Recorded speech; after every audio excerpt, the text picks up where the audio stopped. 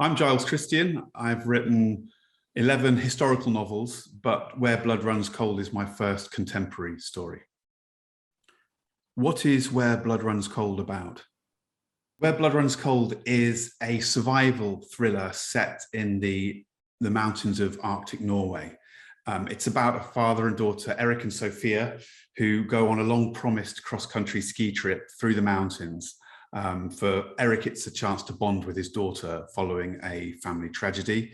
And while they're skiing, Sofia has an accident and they seek shelter at the house of a remote family of Samis. And whilst they're there, once they get to this cozy cabin in the middle of nowhere, they feel like they're safe and all their problems are over. But little do they know they're far from safe, and they soon find themselves running for their lives through the mountains and through a blizzard. So it's a story of survival, of man against man, of man against nature. And it's also got some deeper stuff going on there about the relationship between father and daughter. 3 words to describe my book. I might cheat by using hyphenated adjectives such as spellbinding, intense, and nerve-wracking. What does my writing routine look like?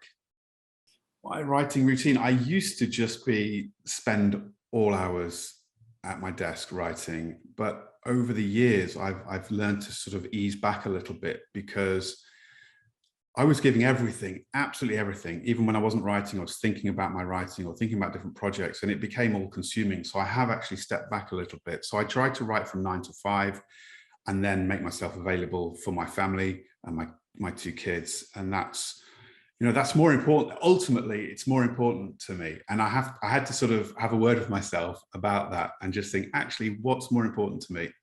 I want to be a great dad. Yes, I want to write books that people want to read, but I don't want to miss out on it, because being a writer, you have the privilege of being on site and spending so much time at home. And I think to have that sort of luxury of spending time at home, but then to spend a whole time locked away in a room, that for me would be a terrible waste. So I tried to keep it 9 to 5, but I'm self-employed essentially, and I'm working on video games, I'm working on film scripts, I'm working on film and TV pitch documents, I'm trying to write novels. So it still is kind of consuming. Even when I'm away from my desk, it's all going on. You never leave it behind when you're self-employed. Other than writer, what's my dream job? What did I want to be when I was a child? When I was a child, I wanted to be a footballer, actually a goalkeeper. Not very original, I know, but I did have trials for Leicester City as a goalkeeper. So I was playing quite seriously, and I really, really did enjoy it. I also wanted to be a singer, which I actually was for a while. So that was a dream that came true, and I had a career in music before the writing and everything. What else? I wanted to be a soldier, actually, when I was a kid. And even now, I look at sort of armed response units and counter-terrorist police and stuff, and that really does appeal to me. So yeah, I'd probably like to be something like that, which is pretty serious stuff, but yeah, that sort of gets my blood flowing. In real life, what's my kind of adventure? I love to go wild camping with a bunch of mates and get completely lost and, nearly drown and stuff like that. That's a lot of fun. Anything on boats, I love. Being in Norway in the fjords on a boat is my perfect escape. Yeah, anything on boats, anything on the water, wild camping, stuff like that. Best thing about being a writer. I think the best thing about being a writer is the fact that I don't have a boss, really. I don't think I'd call my publisher a boss. So yeah, I love not having a boss. I love having the freedom to kind of manage my own time. And I never take that for granted. So if the kids have a sports day at school, I can go. I don't have to sort of eat into my limited days of holiday. And I think that is something, yeah, I'm so lucky to have that. And I never take it for granted. And really, as long as the words get written, as long as I get the project, whatever I'm working on, as long as the project gets done, I can pretty much do what I like. So there's a lot to be said for that. Hardest thing about being a writer.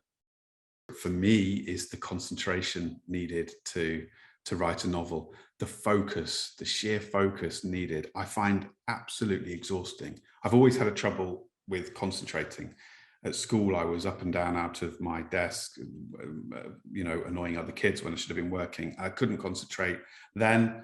I can barely concentrate now. So the fact that I write novels is still a mystery to me. So, 3 books or authors that have influenced me and why.